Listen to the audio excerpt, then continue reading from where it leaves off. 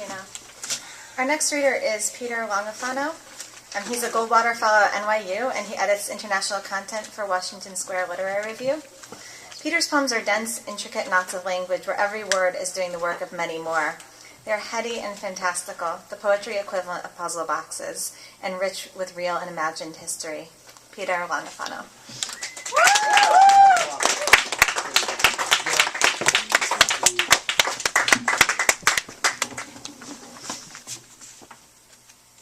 Thanks, Molly and Kristen, for putting this together. It is bright up here, man.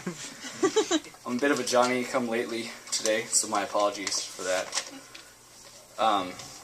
Start with some early ones and then get into some poems that have been prompted by a bunch of friends of mine, which I also appreciate very much. Reconnaissance. Slow work, the West. Uneasily shucked, one's fear of maggots. Astonished by a stiffening cocoon, the Rockies append melisma. Colonies overlook, corporate yodel. Listen for bucket rosies. Instruct one precocious toddler. The cap snug, itchier. It's good for hatted boys to gaze down chin. Inspect the mess tin, if skeptical, go on. Aren't they already warming up? Or what type of egg? This is Lemuria, based on tanning painting, which is awesome. You should check it out. I'm not going to tell you what it's called.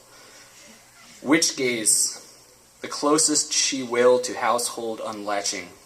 The damned weave a twiggy skirt as she sweeps. Her pet does skitter to lacquer, the very opposite of its chessy backgrounding. Little jut-eared nocturne comes to, ajar. Nevered mallow knobs to her grip, vaunt of doors, grimly withstanding their twin scorch. Roaming explosives, they shade the backsides, take abject standabouts to task. Little perambulating non-fox. It plays burrows in her dryad's flex, storming importantly.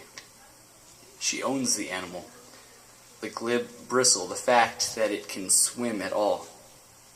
From here its smolder mimics pinions.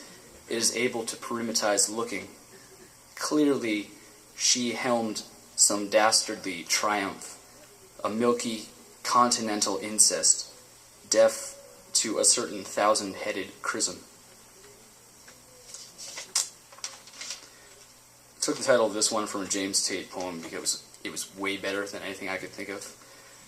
So it's called Now I Have Placed My Hands in My Pockets, and you can thank him for that, and not me. On sickening, the Accord asks spent helicopters to kilter at the Observe, still inches apart. Having mouths, the question bothers true ventriloquists.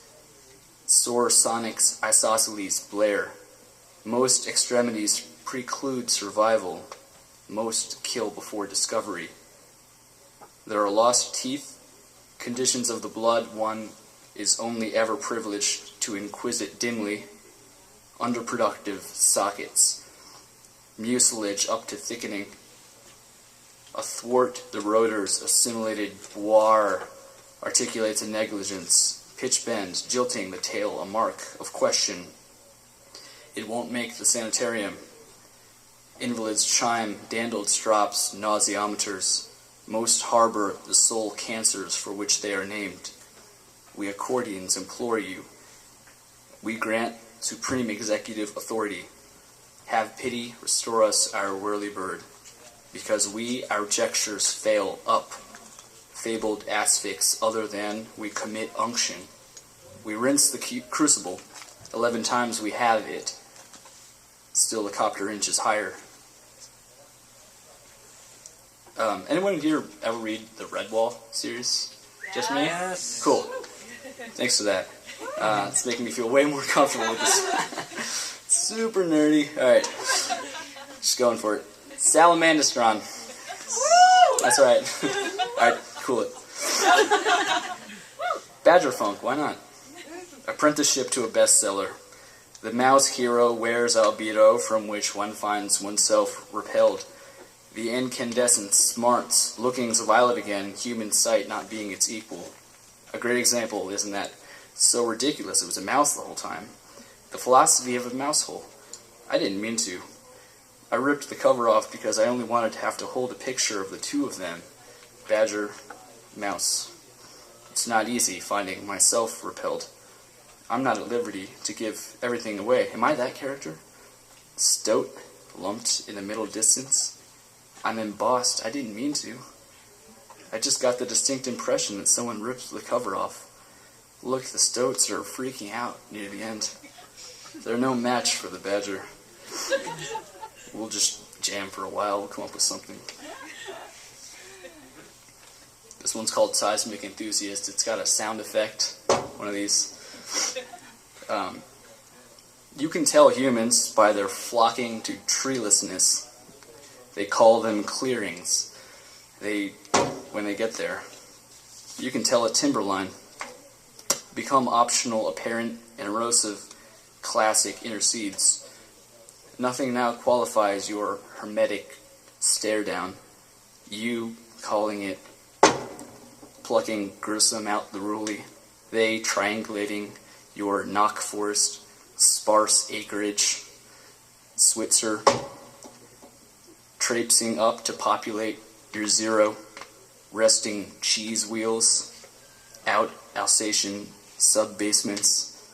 They set the slabs tumbling, so the annual route commences. Mayflies surprised into textracts. You ought not inveigle them. With respect to Ligi, it shows, it tells. A town of 221. Drew's gonna play bass, but first, mowing. It's a push mower. He secures Buddy's leash to the handle and shears the perimeter without incident, but it's Drew after all, and thus an off-baritone rendition of Greensleeves flaunts the lawns of Paxico, Kansas, circa August 2003. You're a natural, as he expertly parallels his own handiwork. Thinning crowd, centripetal puppy. I'd like you to help me with this documentary. Drew pats himself and executes a congratulatory twirl. Unparalleled, his loping profundo, the implied calisthenics in the listener's ear space. He's the man. Go, Drew. Finish the lawn.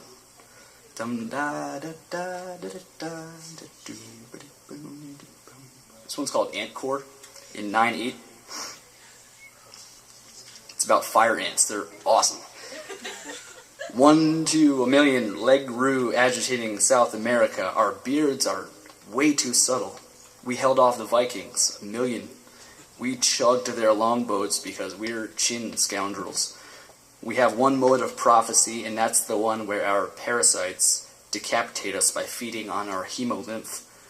Defiant metrics modulate from our number, which millions, sporting a pesty oriflamme, flogging the peasants, totally getting away with it, revolting the would-be with spoiled hangings in which the first antly conscripts lost their heads to a predatory enzyme.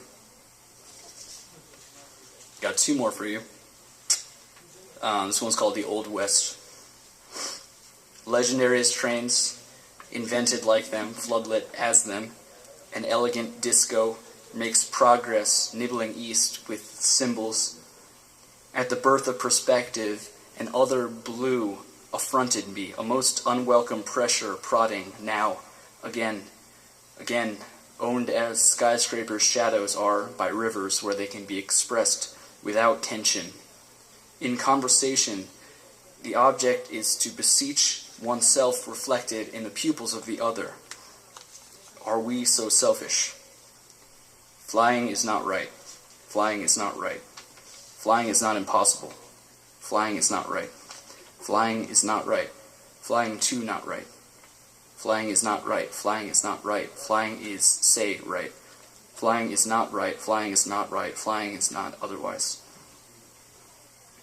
This last one's called Poem Gets Eaten by Bear. It's tragic. That's what's been tattooed under her belly. Bear gets baffled by Ursa Major, enrolls in stellar correspondence. Mal's poem. Plagiar poem reconvenes outskirts, demanding Caesarean scalpel free of hibernation. Fur commences into convincing planetary nebulae. Imitation bear acclimates to majuscule, navigates freely. It's what's illiterate inside poem. Poem thinks this line should be cut. Birthing bear star.